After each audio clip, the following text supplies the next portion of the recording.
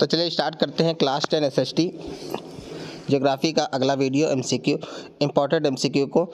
जैसे इसका पहला क्वेश्चन है, natural gas is considered environmental friendly. मतलब नेचुरल गैस को इन्वायरमेंटल मतलब जो प्रकृति के लिए फ्रेंडली समझा जाता है, माना जाता है। क्यों? उसका आंसर हो जाएगा due to less emission of carbon dioxide. मतलब कार्बन डाइऑक्साइड के कम एमिशन मतलब कम निकलने की वजह से इसमें कार्बन डाइऑक्साइड ज़्यादा नहीं निकलती है, तो इसके लिए इसको एनवायरमेंटल फ्रेंडली माना जाता है। उसके बाद हमारा अगला क्वेश्चन है, what is the percentage of iron present in magnetite iron ores. मतलब मैग्नेटाइट आयरन ओर्स में आयरन का परसेंट कितना है, आयरन का परसेंटेज कितना है, मतलब आयरन कितना प्रेजेंट होता है, कितना स्थित होता है।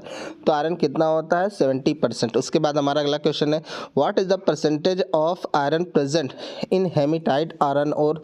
तो हेमेटाइट आयरन ओर्स में आयरन का परसेंटेज कितना होता है, तो 50% से 60%। तो यहाँ पर दो क्वेश्चन है, एक मैग्नेटाइट है और दूसरा हेमेटाइट। तो हेमेटाइट आयरन ओर्स में 50 से 60% और मैग्नेटाइट आयरन ओर्स में आयरन का परसेंटेज कितना होता है 70%। उसके बाद हमारा अगला क्वेश्चन है,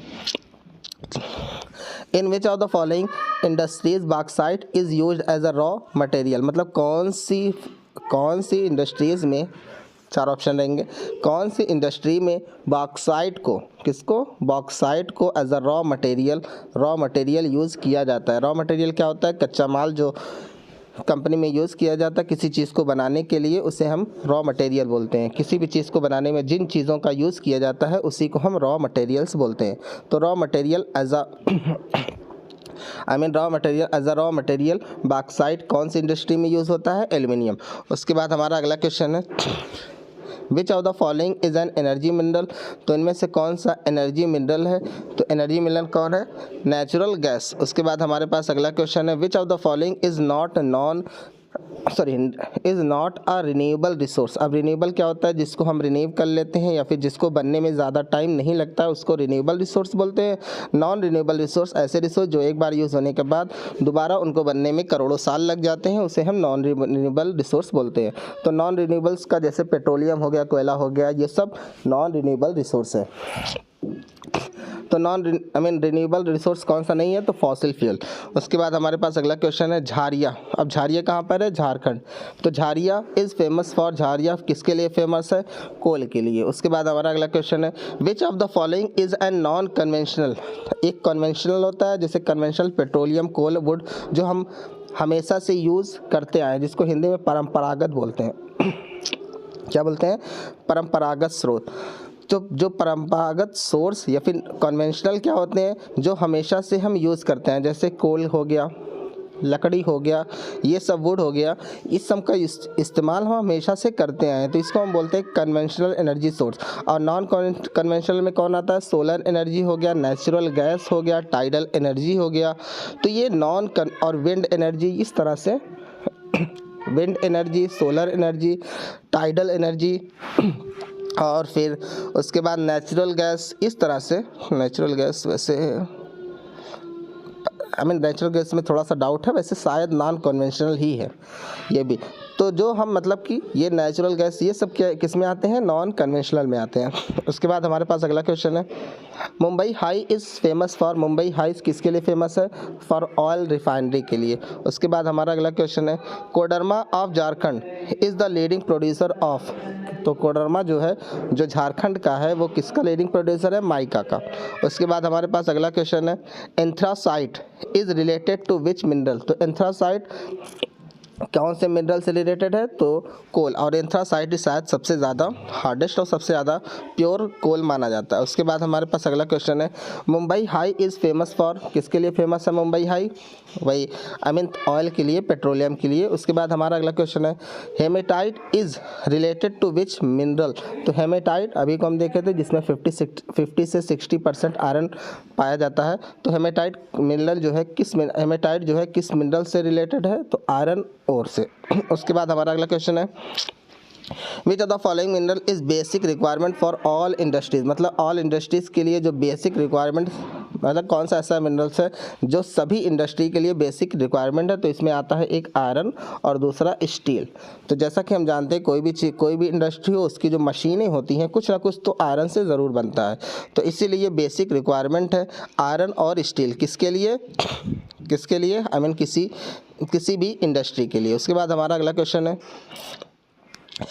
which of the following is a conventional source of energy. वही हम बताएं कन्वेंशनल जो हमेशा से यूज़ करते आए हैं, तो कन्वेंशनल सोर्स ऑफ एनर्जी कौन सा है, तो कोल हो गया, वुड हो गया, ये सब तरह इस तरह से। उसके बाद non conventional energy source is tidal energy. उसके बाद अगला क्वेश्चन है which of the following states is the main producer of copper. मतलब कौन सा स्टेट्स कॉपर का मेन प्रोड्यूसर है, तो कौन सा है, मध्य प्रदेश। उसके बाद अगला क्वेश्चन है which of the following minerals is non metallic.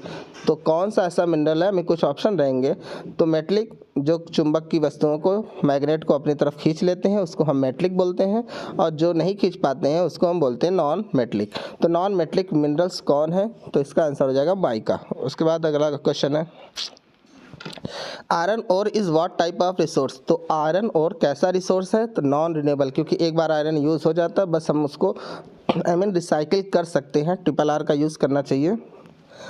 हमें किसी भी मिनरल नॉन रिन्यूएबल रिसोर्स को सही तरीके से आगे जनरेशन सस्टेनेबल डेवलपमेंट के लिए आगे जनरेशन के लिए आने वाली जनरेशन है उनके लिए बचाने के लिए हमें ट्रिपल आर का यूज़ करना चाहिए, जिसका फुल फॉर्म होता है रेड्यूस।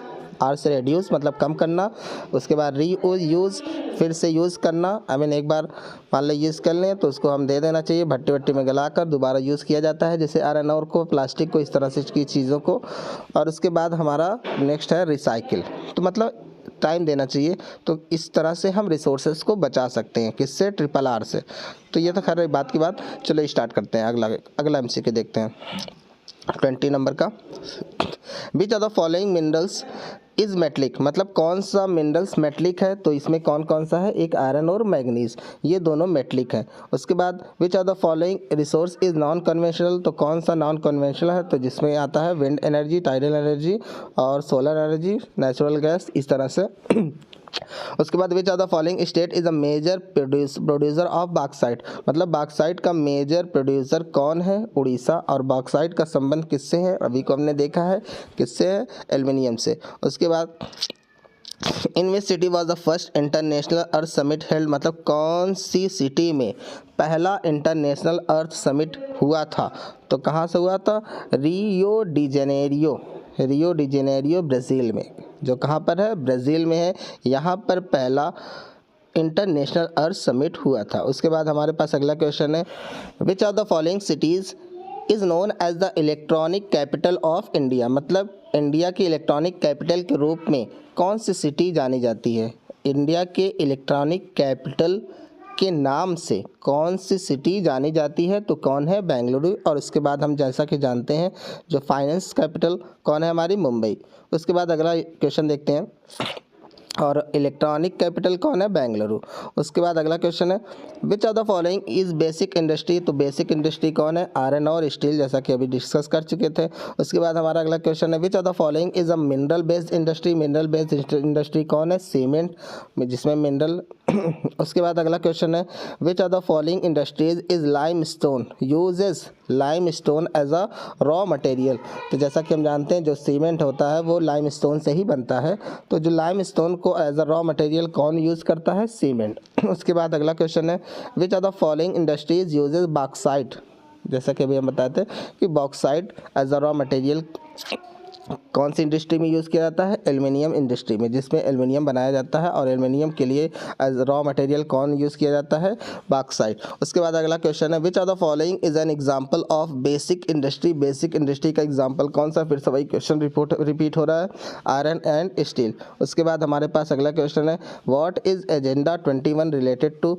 तो एजेंडा 21 किससे रिलेटेड है, सस्टेनेबल डेवलपमेंट, मतलब ऑल राउंड डेवलपमेंट। तो ये था लास्ट क्वेश्चन। Thank you.